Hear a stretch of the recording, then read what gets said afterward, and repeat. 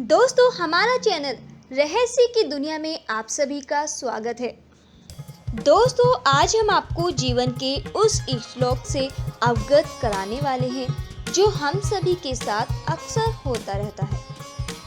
दोस्तों, हम हमेशा सोचते हैं कि हम अच्छे कर्म करते हैं, लेकिन उसका अच्छा फल क्यों नहीं मिल पाता। ऐसा हमारे जीवन में कई बार होता है और उसके बाद हम निराश हो जाते हैं। लेकिन दोस्तों, आपको निराश नहीं होना चाहिए। आइए हम आपको बताते हैं कि ऐसा क्यों होता है।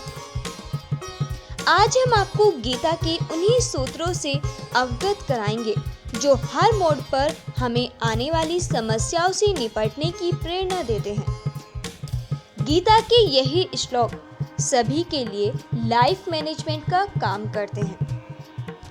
दोस्तों, भगवान श्री कृष्ण ने अर्जुन से कहा कि तेरा कर्म करने में ही अधिकार है, उसके फलों में कभी मत सोचो। इसीलिए तू फल सोचते हो, कर्म मत कर, और ना ही सोच कि फल की आशा के बिना कर्म क्यों करूं। भगवान कृष्ण अर्जुन से कह रहे हैं, इसका भाव यह है कि मनुष्य को बिना फल की इच्छा से अपने कर्तव्यों का पालन पूरी निष्ठा और ईमानदारी से करना चाहिए। यदि कर्म करते वक्त फल की इच्छा मन में हो तो आप पूर्ण निष्ठा के साथ वह कर्म नहीं कर पाएंगे। निष्काम कर्म ही सर्वश्रेष्ठ रिजल्ट देता है। इसीलिए बिना किसी फल की इच्छा से मन लगाकर अपना काम करते रहना चाहिए।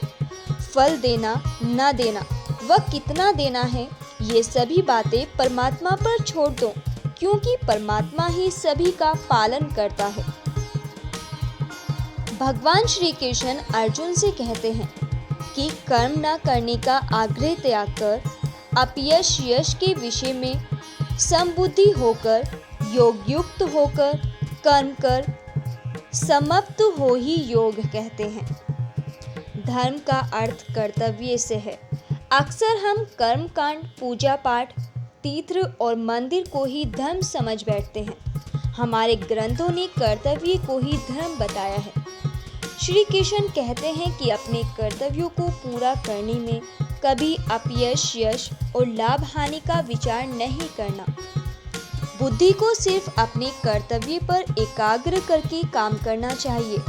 इससे मन में शांति रहेगी और बेहद परिणाम मिलेंगे। आज युवा अपने कर्तव्यों में लाभ हानि को तोलता रहता है, फिर उस कर्तव्य को पूरा करने के बारे में ही सोचता रहता है। कई बार वह तत्कालिक नुकसान देखकर काम को ही टाल देते हैं, फिर बाद में उससे ज्यादा नुकसान उठाना पड़ता है। जो व्यक्ति योग नहीं करता, उस व्यक्ति में निश्चय करने की बुद्धि भी नहीं होती है और उसके मन में किसी के प्रति भावना भी नहीं होती। ऐसे व्यक्ति को शांति और सुख दोनों ही नहीं मिल पाते हैं। हर व्यक्ति चाहता है कि वह सुखी रहे, सुख की तलाश में वह भटकता रहता है। लेकिन दोस्तों, सुख का मोल तो उसके मन में ही है। जिस मनुष्य का मन इंद्रियों, धन, वासना और आलस्य में लिप्त रहेगा, तो उस व्यक्ति की मन में भावना नहीं हो सकती। इसीलिए सुख प्राप्त करने के लिए अपने मन पर नियंत्रण बेहद जरूरी है।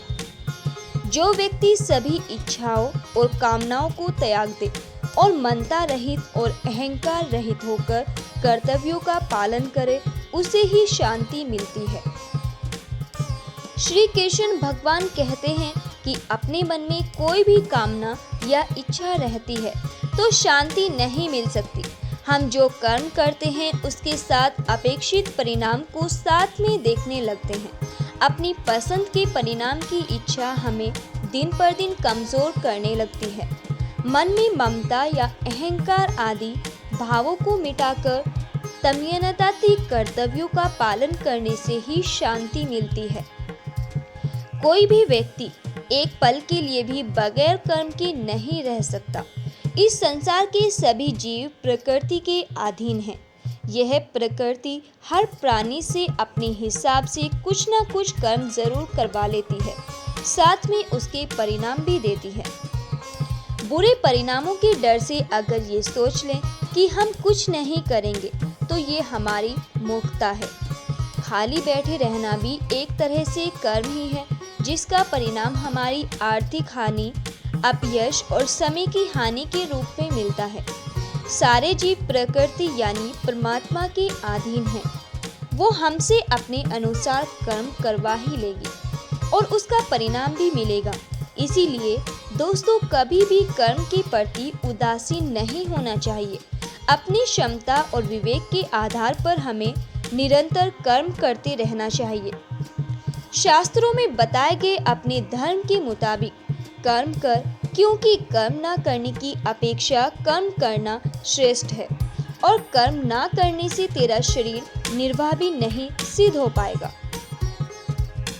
श्री कृष्ण कहते हैं कि हर मनुष्य को अपने अपने धर्म का पालन करते हुए कर्म करना चाहिए। जैसे विद्यार्थी का धर्म है विद्या को प्राप्त करना, सैनिक का कर्म है देश की रक्षा करना। जो लोग कर्म नहीं करते उन्हें श्रेष्ठ वे लोग होते हैं जो कर्म करते हैं, क्योंकि बिना कर्म किए तो शरीर का पालन पोषण संभव नहीं होता। जिस व्यक्ति का जो कर्तव्य तय है उसका पालन करते रहना चाहिए। जैसा आचरण श्रेष्ठ पुरुष कहते हैं, उसी प्रकार सामान्य पुरुष भी आचरण करने लगते हैं।